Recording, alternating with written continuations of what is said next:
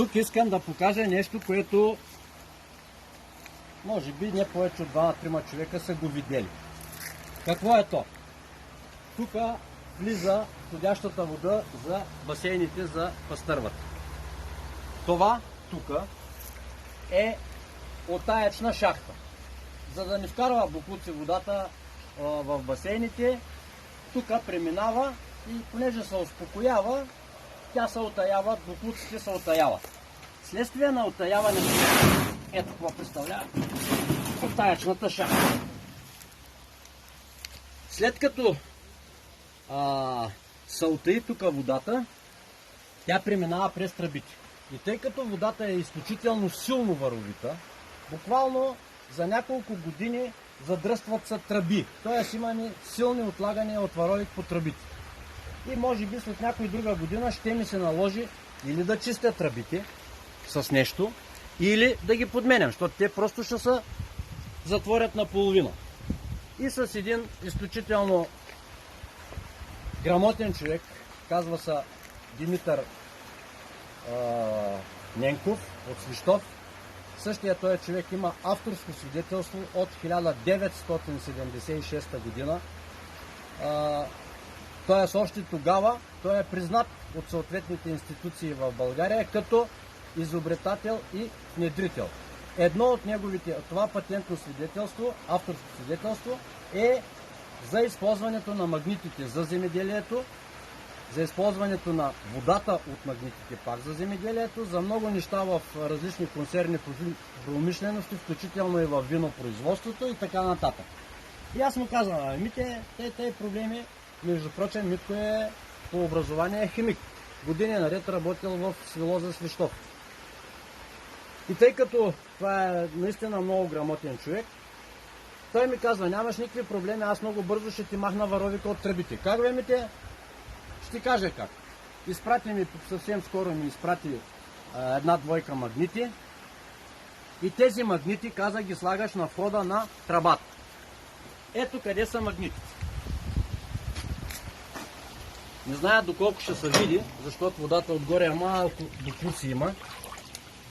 Ето къде е тръбата и се виждате тук белички. От двете страни на тръбата има белички магнити. Дори да не е качествената снимка, който прояви истини, може да дойде тук да ги погледне на живо, ако снимката не е качествена. Тези магнити какво правят? Ред неща. Първо, магнитите намаляват страничното търкане на водата по стените на тръбата. Тоест, навсякъде, където водата се допира до тръбата, имаме изключително забавяне, може би в пъти, на движението, на скоростта на придвижване на тази вода. Докато средната част, която не се докосва до тръбата, тя само се докосва средната част на струята, тя върви с друга скорост.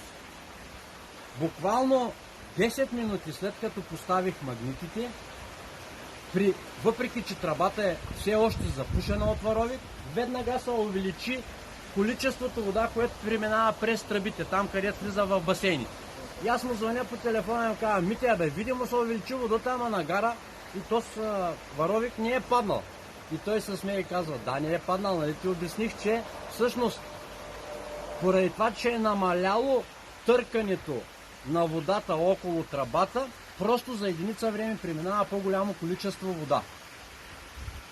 И сега вече чакам, между 4 и 6 месеца ще изминат, откакто тези магнити ще седят на тръбата.